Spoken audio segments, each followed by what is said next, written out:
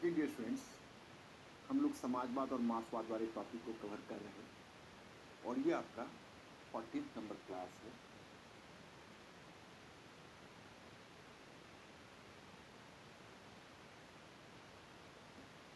हमने समाजवाद और मार्क्सवाद के सारे पहलू को स्पष्ट कर दिया। आपको याद होगा मैंने बताया था कौन यूरोपियन समाजवादी थे। यूरोपियन समाजवाद के बाद किस प्रकार से मार्क्सवाद का विकास हुआ, उसे वैज्ञानिक समाजवाद कहा जाता है। मैंने बड़ी डिटेल्स में आपको बताया था कि जैसे शब्द आता है समाजवाद, मार्क्सवाद, साम्यवाद, थोड़ा थोड़ा फर्क है। समाजवाद एक विधत्तर अवधारणा है, उसके अंदर और भी कई ब्रांचेज आते हैं। मार्क्सवाद उसका एक ब्रांच है। फिर उसी के साथ कार्ल मार्क्स ने क्रांति के 3 चरण निर्धारित किए थे। एक चरण, पहला चरण उसने कहा डायरेक्ट एक्शन। डायरेक्ट एक्शन का मतलब है प्रत्यक्ष कार्रवाई। मैंने पिछले क्लास में आपको बताया था कि उसने जो बेसिक स्ट्रक्चर फेथ थियरी मैंने आपको बताई थी, उसका एक बहुत बड़ा योगदान ह्यूमैनिटीज में यह माना जाता है। उसने माना कि सबकी जड़ में आर्थिक ढांचा है, मतलब वो दुनिया में परिवर्तन का प्रमुख कारक आर्थिक कारक को मानता है। उसी को इसलिए उसने उसको बेसिक स्ट्रक्चर कहा।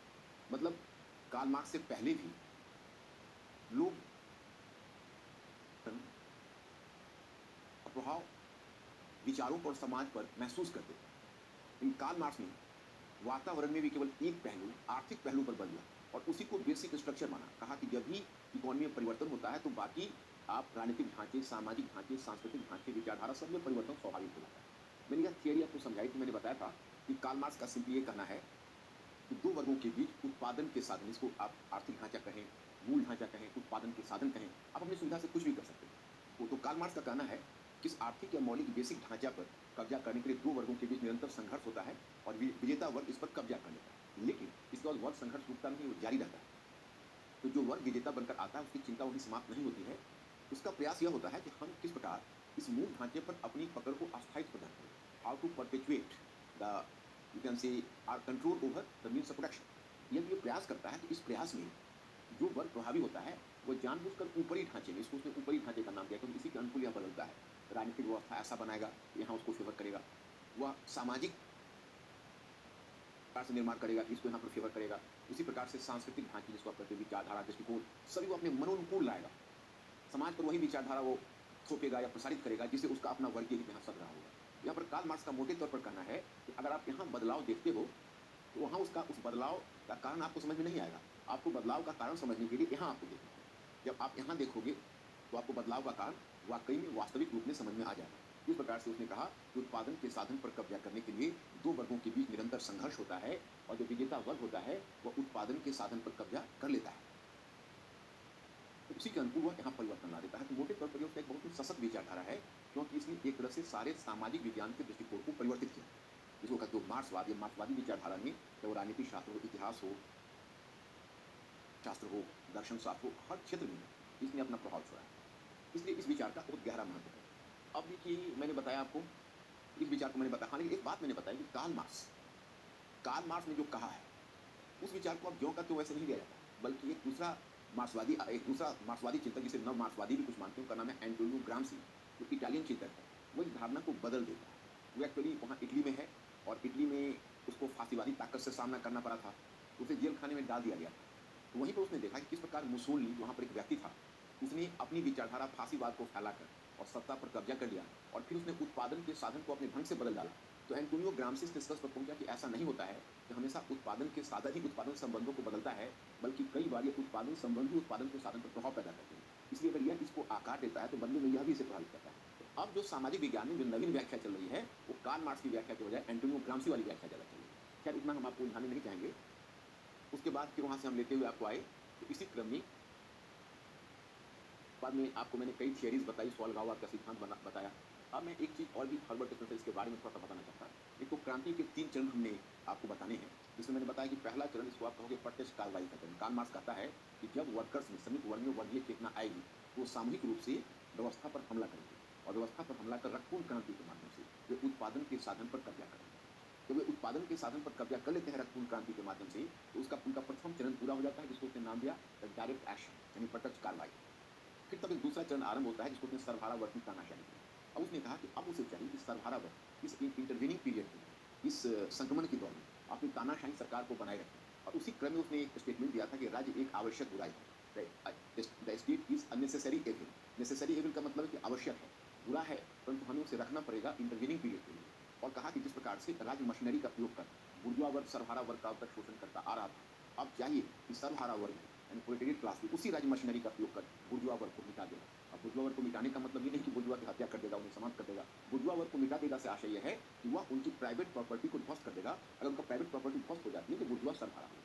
तीसरा फैक्टर बनता है वर्गविहीन और राज्यविहीन समाज। उसके लिए उसने एक टर्म दिया है क्लासलेस एंड स्टेटलेस सोसाइटी। तो उसका ये कहना है कि जब क्रांति दूसरे चरण में होगी, जिसे हम सर्वहारा के तानाशाह के नाम से जानते हैं, उसका कहना है समिति उसमें बैठे नहीं रहेंगे, बल्कि समिति उसमें एक और काम पूरा करेंगे। एक तरफ तो बुर्जुआ को मिटा रहे होंगे, दूसरे ये क्रांति के विचारों का निर्यात अन्यत्र करेंगे। उससे क्या होगा कि एक क्षेत्र से दूसरे क्षेत्र में क्रांति फैलती जाएगी और क्रांति के फैलते ही फिर वहाँ भी डायरेक्ट एक्शन या प्रत्यक्ष कार्रवाई जैसी घटना हो जाएगी, वहाँ भी सर्वहारा का तानाशाही सरकार स्थापित हो जाएगी। तो फिर हर जगह अब यही आलम होगा, हर जगह डायरेक्ट एक्शन होगा और डायरेक्ट एक्शन के बाद वहाँ पर सर्वहारा के तानाशाह जैसी पद्धति स्थापित हो जाएगी। तो जब वहाँ पर सर्वहारा के तानाशाह जैसी पद्धति स्थापित हो जाएगी तो अब उसके लिए बहुत बढ़िया हो जाएगा। अब वहाँ पर स्थिर हो जाएगा वो, और वह यहाँ और हर जगह जब सर्वहारा का तानाशाही सरकार स्थापित होगी तो उसके लिए फिर सहज तरीका यही होगा कि आप स्टेट को मिटा दो, क्योंकि हर जगह सर्वहारा वर्ग है। अब राज्य की जरूरत है ही नहीं, राज्य तो एक आवश्यक बुराई था, वो आवश्यक समय समाप्त हो चुका है। अब राज्य की कोई जरूरत नहीं है। Let the state विदर away, state विदर away कर जाएगा। अब हर जगह एक ही राज्य होगा, सर्वहारा वर्ग का राज्य, और एक ही शासन होगा, सर्वहारा वर्ग का शासन। पूरी दुनिया में एक ही वर्ग होगा। उसी को उसने नाम दिया वर्गविहीन और राज्यविहीन समाज, the classless and stateless society. लेकिन वो कार्ल मार्क्स का यूटोपिया सीखी, वो उसकी कल्पनाशीलता सीखी जो व्यवहार में कहीं संभव नहीं है। अब एक तीसरा स्टेज के लिए उसने साम्यवाद का नाम दिया था, जो पीछे मैंने आपको बताया।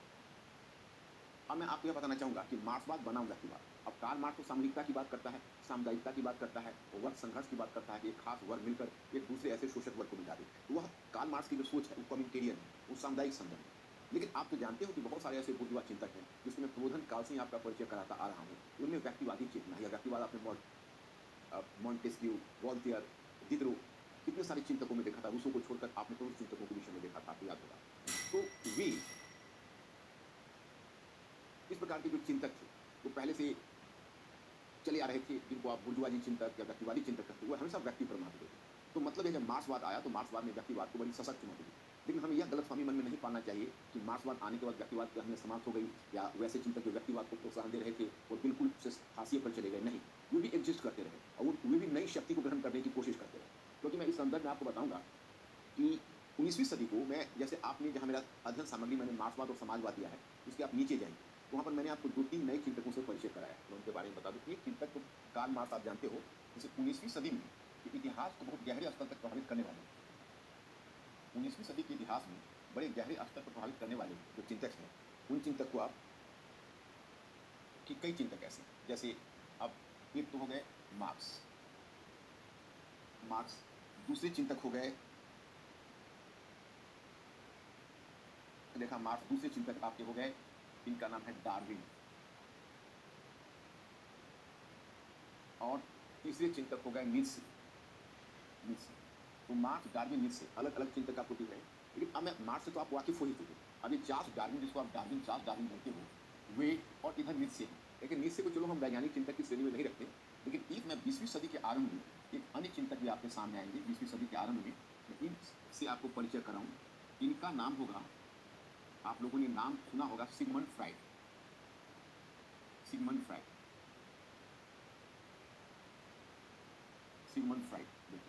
अब ये सिगमंड फ्राइड ने एक नई चीज़ों को जन्म दिया। आपने नाम सुना होगा साइको एनालिसिस, मनोविश्लेषण। आज आपके जो सीसैट के पेपर है उसमें आप जो इंटरपर्सनल स्किल पढ़ते हैं, इंटरपर्सनल स्किल, इन्हीं के विचारों से आखिरकार निकल कर आया। तो जो यहाँ पर सिगमंड फ्राइड है, is also very important thinker, और उनका है मनोविश्लेषण की पद्धति, साइको एनालिसिस की पद्धति उन्होंने डेवलप किया। लेकिन ये आए 20वीं सदी के आरंभ में। परंतु चलिए, पैदा तो 19वीं सदी के अंत में हुए थे, तो सभी को हम एक बहुत ही लैंडमार्क थिंकर्स मानते हैं, क्योंकि तो इतिहास और मानव चिंतन को इन्होंने बड़ी गहरे स्तर पर प्रभावित किया है। जैसे मैं आपको बताता हूँ, मार्क्स, इनका कम्युनिटेरियन आउटलुक है। लेकिन चार्ल्स डार्विन वो तो एक साइंटिफिक थिंकर है, एक साइंटिस्ट है, बेसिकली बायोलॉजिस्ट कहो, जियोलॉजिस्ट कहो, इस प्रकार के चिंतक हैं वो। तो वे मानकर उन्होंने एक पुस्तक लिखी जिसका नाम सुना होगा, काफ़ी फेमस उनका पुस्तक नहीं है, उसका नाम है ऑरिजिन ऑफ स्पीसीज। उनके पुस्तक का नाम है ऑरिजिन ऑफ स्पीसीज, ये इनकी कृति का नाम। इन्होंने लिखा है इसमें कि किस प्रकार से इस प्रकृति ने विभिन्न प्रजातियों को जन्म दिया। उसी में इन्होंने एक सिद्धांत दे दिया। उन्होंने कहा कि देखिए, प्रजातियों का विकास कैसे हुआ। प्रजातियों का विकास बहुत ही नेचुरली हुआ है, क्योंकि उनके बीच आपस में फाइट हुआ। मतलब एक तरह से समझो कि उन्होंने कहा कि प्रकृति के ही आगोश से और प्रकृति से ही ये सारे स्पेसीज निकले हैं, इनके बीच आपस में कंफ्लिक्ट हुआ है। तो जो ताकतवर है वो आगे बढ़ गए, जो कमजोर हो गए वो नेचुरली मिट गए, क्योंकि प्रकृति भी चयन करती है। वो ताकतवर के लिए स्पेस बनाती है और कमजोर को छोड़ के उन्हें मरने देती है। ये बातें तो उन्होंने एकदम साइंस के पर्सपेक्टिव से कहा। लेकिन जिस समय चार्ल्स डार्विन ने ये कृति लिखी थी, उसका 1859 की उनकी कृति थी, उससे थोड़ा पहले से ही एक महत्वपूर्ण ब्रिटेन के चिंतक थे जिनका नाम था हर्बर्ट स्पेंसर। उनका नाम हर्बर्ट स्पेंसर था। तो ये हर्बर्ट स्पेंसर उस समय चार्ल्स डार्विन के ही समकालीन थे। और पहले से ही वो सामाजिक क्षेत्र में व्यक्ति के अधिकारों की बात, व्यक्ति के महत्व की बात, व्यक्ति को की प्रगति की बात डिमांड उठाते आ रहे थे। और उन्हें इस बात पर गहरी आपत्ति थी कि आखिरकार निर्धन लोगों के पक्ष में क्यों जो धनी है, जो प्रतिभाशाली है, उनको आगे बढ़ने से रोका जा रहा है। जैसे कुछ समाजवादी चिंतक जब ये बात करते थे कि धनी लोगों से अधिक धन लेकर निर्धनों के बीच वितरित होना चाहिए, उन्हें ये सुनकर काफी कष्ट होता था कि धनी लोगों ने अपनी प्रतिभा के बल पर उस संपत्ति को बनाई है, उनकी प्रतिभा को क्यों दबाया जाए, उन्हें क्यों रोका जाए, और वैसे निर्धन लोगों को क्यों आगे बढ़ाने के लिए धनी लोगों की प्रगति को रोका जाए। क्योंकि जब धनी लोग प्रगति करेंगे तो उनका मानना है कि समाज की प्रगति होगी, मानव सभ्यता की प्रगति होगी। तो उनकी सोच कुछ अलग है। अब अभी तक तो सिर्फ हवा में तीर मार रहे थे, लेकिन अब जब उन्हें चार्ल्स डार्विन की थियरी मिल गई, और चार्ल्स डार्विन की थियरी क्या है, ऑरिजिन ऑफ स्पेसीज की पुस्तक मिल गई, तो उनको साइंटिफिक आधार मिल गया। अब उनको साइंटिफिक आधार मिल गया, अब वो और भी ज़्यादा ओवर स्टेप करने लगे। अब उनके लिए तो कोई लिमिटेशन ही नहीं। उन्होंने डार्विनवाद से ही थियरी ले ली।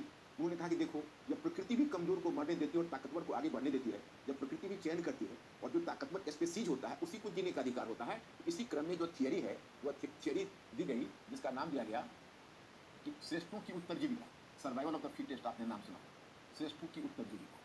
तो हर्बर्ट स्पेंसर ने श्रेष्ठों की उत्तरजीविता यानी सर्वाइवल ऑफ द फिटेस्ट, श्रेष्ठों की उत्तरजीविता, उन्होंने सर्वाइवल ऑफ द फिटेस्ट की अवधारणा, सर्वाइवल ऑफ द फिटेस्ट, इनका ये कहना था कि जो फिटेस्ट है, जो कॉम्पिटेंट है, जिसमें क्षमता है, उसको आगे बढ़ने दो। उसके बाद जो हर्बर्ट स्पेंसर महोदय ने जो अपना विचार दिया है, अगर आज की तारीख में विचार दिया जाए तो सामाजिक क्रांति है।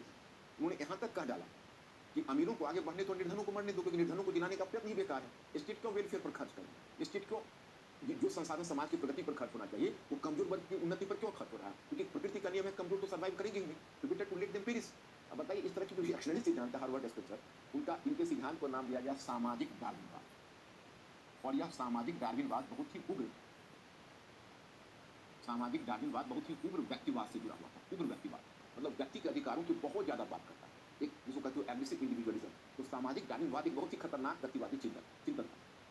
आगे तुम देखोगे जब फांसीवाद आएगा, जिसके प्रवर्तक मुसोलिनी और हिटलर जैसे जो चिंतक होंगे 20वीं सेंचुरी में, मुसोलिनी और हिटलर जैसे नेता होंगे जो फांसीवाद और नाजीवाद को प्रोत्साहन देंगे, तो आगे फांसीवाद और नाजीवाद जैसे उग्र राष्ट्रवादी और नस्लीय विचार को इसी सामाजिक डार्विनवाद की खुराक मिल जाएगी। आगे उसे प्रेरित करने में इसका बहुत बड़ा योगदान होगा। एक तो ये चिंतक हुए। अब देखिए, मैं पहले आऊँ सिगमंड फ्रांक को, उससे पहले मैं थोड़ा सा एक नाम मैंने ले लिया है, वो नाम है नीत्शे। आपको अभी मैंने पीछे बताया है, एक नीत्शे। ये जो नीत्शे नामक चिंतक मैंने यहाँ पर बताया है, मार्क्स, डार्विन और नीत्शे, ये 19वीं सेंचुरी के चिंतक। नीत्शे का भी अपना एक बहुत ही बड़ा योगदान है। मतलब मानव विचारधारा, या आप कह सकते हैं विचारधारा के इतिहास में नीत्शे का भी अपना एक अलग स्थान है। आप यही समझिए कि नीत्शे को कहा जाता है अनास्थावादी, अनास्थावादी अस्तित्ववादी, अनास्थावादी अस्तित्ववादी। कुछ आस्थावादी अस्तित्ववादी है, ये अनास्थावादी अस्तित्ववादी। नीत्शे के बारे में कहा जाता है कि प्लेटो के समय से लेकर अब तक जो विचारधारा आ रही थी, नीत्शे ने उस समस्त विचारधारा को चुनौती दिया। जैसे मैं आपको बताता हूँ कि विशेषकर जो प्रबोधन काल का चिंतन है, वो कहता था कि रैशनलिज्म, तर्कवाद और वैज्ञानिक पद्धति का सहारा लेकर मानव अपने पूर्णता की स्थिति में पहुंच सकता है और मानव सभ्यता पूर्णता की स्थिति प्राप्त कर सकती है। तो नीत्शे ने काउंटर किया आज वही जिसको तुम कहते हो उत्तर आधुनिकतावाद, पोस्ट मॉडर्निज्म। तो पोस्ट मॉडर्निज्म को बहुत हद तक नीत्शे के विचारों से भी प्रेरणा मिली। नीत्शे ने कहा कि ना तो कोई एकमात्र सत्य है और ना ही सत्य तक पहुंचने का कोई एकमात्र साधन है, मतलब एकमात्र मार्ग है। मतलब सत्य तक पहुंचने के अनेकों मार्ग हैं और सत्य भी अपने आप में एक से अधिक। तो उसने प्लेटो के समय से लेकर अब तक जो विचारधारा के क्षेत्र में जो उपलब्धियां थी मानव सभ्यता की, उसी पर उसने प्रश्न लगा दिया था। और वो अनास्थावादी भी था, ईश्वर में विश्वास नहीं करता था। उसने घोषणा की कि भगवान मर गया, हम लोगों ने मिलकर उसे मार डाला। तो किसी आलोचक ने उसके कब्र पर बाद में लिख दिया कि भगवान तो आज भी जीवित है, लेकिन नीत्शे मर गया। तो मैं आपको बताता हूँ कि एक तरह से एक आए व्यक्तिवादी, प्रचंड व्यक्तिवादी चार्ल्स डार्विन, और एक तरह से समुदायवादी कार्ल मार्क्स है, और एक चिंतक, ये भी व्यक्तिवादी चिंतक की श्रेणी में आ जाएगा, जो है फ्राइड, सिगमंड फ्राइड। ये 20वीं सदी के आरंभ में है। अब मैं आपको बताना चाहता, 3 ऐसे चिंतक है उस समय, मतलब 19वीं सेंचुरी से लेकर अर्ली 20वीं सेंचुरी तक, जैसे मार्क्स है, डार्विन है और सिगमंड फ्राइड। इन तीनों में एक बात कॉमन, तीनों में एक बात कॉमन। उस समय जो साइंस एंड टेक का विकास हो रहा था, विज्ञान और तकनीकी का विकास हो रहा था, और आप जानते हो कि 19वीं सेंचुरी का काल था, वैसे भी 19वीं सेंचुरी के काल को साइंस और रिलीजन एक कन्फ्लिक्ट का काल माना जाता है। यह वह काल है जब विज्ञान और धर्म के बीच टकराहट हो रही। तो इसी क्रम में बहुत सारे वैज्ञानिक चिंतक आ रहे थे, चार्ल्स डार्विन। अब चार्ल्स डार्विन देखो इस सृष्टि के इस संसार के निर्माण के संबंध में जो प्रचलित क्रिश्चियन धारणा थी, उस क्रिश्चियन धारणा को ध्वस्त करने का काम किसने किया? चार्ल्स डार्विन ने किया। पहले माना जाता था कि ये यूनिवर्स क्रिएटेड है और जो रोमन कैथोलिक चर्च है वो यहाँ तक कहते थे कि 4000 वर्ष पहले ही पृथ्वी आई। तो इस बात को इस तरह की धारणा को धराशायी करने का काम चार्ल्स डार्विन ने किया। मैंने एक तरह से यूरोप में वास्तविकता में सेकुलरिज्म या सेकुलर आइडियाज को प्रोत्साहन चार्ल्स डार्विन के विकासवाद के सिद्धांत से मिला। ऑरिजिन ऑफ स्पीसीज से, जिसने ऐसा दिखाया कि कोई सब्जेक्टिव फोर्स, कोई गॉड इस पृथ्वी को क्रिएट नहीं किया है, बल्कि ये पृथ्वी या यूनिवर्स अपने एक एवोल्यूशन थियरी के अनुसार चल अस्तित्व में आया और चल रहा है। इस प्रकार से तुम देखते हो कि प्रकाशित हुआ। इसलिए क्या किया कि मानव के उद्भव को वैज्ञानिक सिद्धांतों में बांध दिया। कार्ल मार्क्स ने आर्थिक नियमों को वैज्ञानिक सिद्धांतों में बांध दिया और सिगमंड फ्राइड ने मानव के सोच को वैज्ञानिक सिद्धांतों में बांध दिया। अब ये तीनों के पीछे विज्ञान। मार्क्स ने इकोनॉमिक रूल्स को वैज्ञानिक सिद्धांतों में बांधा, चार्ल्स डार्विन ने मानव की उत्पत्ति को वैज्ञानिक सिद्धांतों में बांधा और सिगमंड फ्राइड ने मानव की सोच को वैज्ञानिक सिद्धांतों में बांधा। सिगमंड फ्राइड ने तो पूरी दुनिया को हिलाकर छोड़ दिया। ये जो वीरता, कायरता, ये सारी कॉन्सेप्ट को बदल दिया। ये जो वैलर का कॉन्सेप्ट था, जीवन के जितने रोमांटिसिज्म है, इसको काट करके इसने रख दिया। पता है इसने क्या कहा? इसने कहा कि देखिए, हम लोग का जो मस्तिष्क है उसमें कई स्टेजेस है, कॉन्शस है, सब कॉन्शस है, अनकॉन्शस है। उसने कहा कि हमारा जो कॉन्शस, हमारा जो मस्तिष्क है, वो हमारे व्यवहार को जितना प्रभावित करता है, उससे कहीं ज़्यादा हमारे व्यवहार को प्रभावित करता है सबकॉन्शियस स्टेट, जिस पर हमारा कोई नियंत्रण नहीं है, वो हमारे नियंत्रण से परे है। जैसे आप किसी को कहते हो बहुत वीर है, बहुत कायर है, वो अच्छा है इंसान, वो बुरा है। अब उसने कहा कि देखिए, हो सकता है कि आपका जो कॉन्शियस माइंड है वो अच्छा होने का प्रयत्न कर रहा हो, लेकिन आपके सबकॉन्शियस माइंड आपके कॉन्शियस माइंड को लाचार बना सकता है। तो मतलब यह है कि आपका conscious mind just tip of an iceberg है, उसका एक बहुत बड़ा भाग सबकॉन्शियस में छिपा हुआ है। इसलिए कोई ना पूरी तरह अच्छा है, ना पूरी तरह बुरा है। मतलब राम और रावण के दो भिन्न ध्रुवों में बांटकर भी इंसान को परखने की एक पद्धति चली आ रही थी, उसको इसने काट कर रख दिया। इसने तर्कवाद को भी चुनौती, एक तरह से किसी भी तर्कवाद को चुनौती मिली कि आपका कॉन्शियस माइंड भले ही तर्क करे, लेकिन आपका जो सबकॉन्शियस माइंड जो आपके बिहेवियर को प्रभावित कर रहा है, तर्क से नहीं परिचालित है। वो उसका अपना एक व्यूज है। आपके व्यूज भी आपके बिहेवियर को नहीं प्रभावित कर रहे हैं जितने आपके कॉन्शियस माइंड और तर्क। इसमें उसने तर्कवाद की जरूरत होती। आगे जिस प्रकार से डार्विनवाद में, सामाजिक डार्विनवाद में फांसीवादी विचारधारा मुसोलिनी और हिटलर जैसे चिंतकों को प्रेरणा प्रदान की, उसी प्रकार से फ्राइड मनोविश्लेषण भी करेगा। इन चिंतकों ने पूरे वर्ल्ड, आप कह सकते हो कि पूरे यूरोप की सोच को बदल दिया। उनके जो मानव चिंतन है उसको बड़ा ही गहरे स्तर पर प्रभावित किया। जिस युग में मार्क्स पैदा हुआ है, उसी युग में डार्विन भी पैदा हुआ है, नीत्शे भी पैदा हुआ है, हर्बर्ट स्पेंसर भी पैदा हुआ है, और उसके थोड़ा ही बाद सिगमंड फ्राइड पैदा हुआ है। इन सारे चिंतकों का मानव चिंतन में विकास हो गया है। तो मैं चाहता था कि ये चीज़ थोड़ा सा आप जानिए। आपको कुछ करना नहीं है, मेरा जो मैंने आपको स्टडी मटेरियल दिया हुआ है, इसमें जहाँ मार्क्स बात है उसके लास्ट में एक पेज लगा हुआ है, इसमें 3 चिंतकों के बारे में भी दिया हुआ है, जिसको आप आराम से पढ़ लीजिए। यूरोप पर मार्क्सवाद के प्रभाव का मूल्यांकन भी थोड़ा करो, क्योंकि देखो कार्ल मार्क्स जो कहता है, दैट इज द वन। अब यूरोप पर इसका क्या प्रभाव, इस पर लिखा था, गौर करना आवश्यक है। देखिए, कार्ल मार्क्स समाजवादी भी कहा जाता है, और जब कार्ल मार्क्स 1848 में जब उसने कम्युनिस्ट मैनिफेस्टो लिखा था, तो ऐसा कहा जाता है कि कार्ल मार्क्स ने एक तरह से बुर्जुआ लीडरशिप को, यूरोपीय सरकारों को, उस समय तो उसका पता नहीं चला, विशेष रूप से दास कैपिटल की उसने रचना की। उसके बाद यूरोपीय सरकार एक तरह से, या पूंजीवादी यूरोप है, उसके लिए कार्ल मार्क्स बहुत ही बड़ी चुनौती बन रहा है। तो अब कार्ल मार्क्स की योजना केवल विचारधारा तक ही सीमित नहीं थी। वो सेंट साइमन और चार्ल्स फॉलिन की तरह चिंतक बनकर नहीं रहना चाहता था, वह एक ऐसा चिंतक बनकर रहना चाहता था जो एक्टिविस्ट के रूप में भी काम करना चाहता था। तो आपको पता होना चाहिए कि कार्ल मार्क्स ने उस सक्रिय प्रयास किया था क्रांति को लाने का, और 1860 यानी 1864 की आप मान लीजिए में उसने उसने उसने एक सोशलिस्ट इंटरनेशनल का गठन किया, इंटरनेशनल का गठन किया।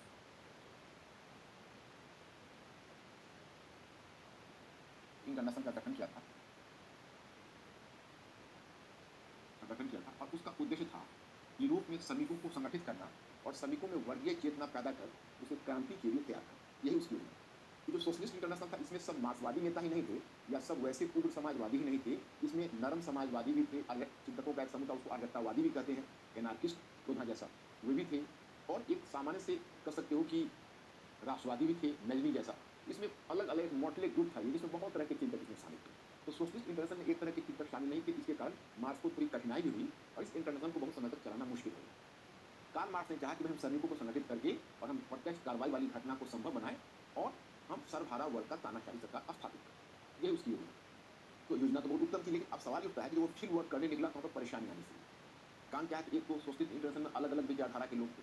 दूसरी बात है कि उसकी कोशिश यह थी कि जो यूरोप के जो श्रमिक हैं वो गलत डिमांड में उलझ कर ना रह जाए, क्योंकि एक संभावना यह थी कि वह उनको, मजदूरों को प्रायः लालच होती थी कि पूंजीपति हमें सुविधाएं दे दे, आर्थिक सुविधाएं दे दे, हमारी तनख्वाह को बढ़ा दे, हमारे सुविधाओं को बढ़ा दे, हमारे काम के घंटों को कम कर दे, और हमें अन्य प्रकार की सुविधाएं प्रदान करे, शिक्षा की सुविधा प्रदान करे, अच्छे रहने के लिए अच्छे मकान और बाकी चीज़ों की सुविधाएं प्रदान करे। कार्ल मार्क्स इस तरह की चीज़ों से डरता था। कार्ल मार्क्स जानता था कि पूंजीपतियों की रणनीति होती है कि थोड़ी सी सुविधाएं इन्हें देंगे और इन्हें क्रांति के रास्ते से गुजर कर तो कार्ल मार्क्स इस बात से डरता था। वो नहीं चाहता था कि इनको थोड़ी सुविधाएँ मिले और वह नहीं चाहता था कि इनकी माँग मज़दूरों की महत्वाकांक्षा आर्थिक माँगों तक सीमित रहे। क्योंकि आर्थिक माँग ये करेंगे तो 100% नहीं तो कम से कम 60% 70% पूंजीपति उसे पूरा कर देंगे और फिर एक क्रांति के रास्ते से आएँगे। उसे डर था इस बात का। मतलब उन्हें उन पूंजीपतियों से ज़्यादा डर था कार्ल मार्क्स को, जो प्रायः कम्बल बँटवा कर और प्याव लगवा कर मतलब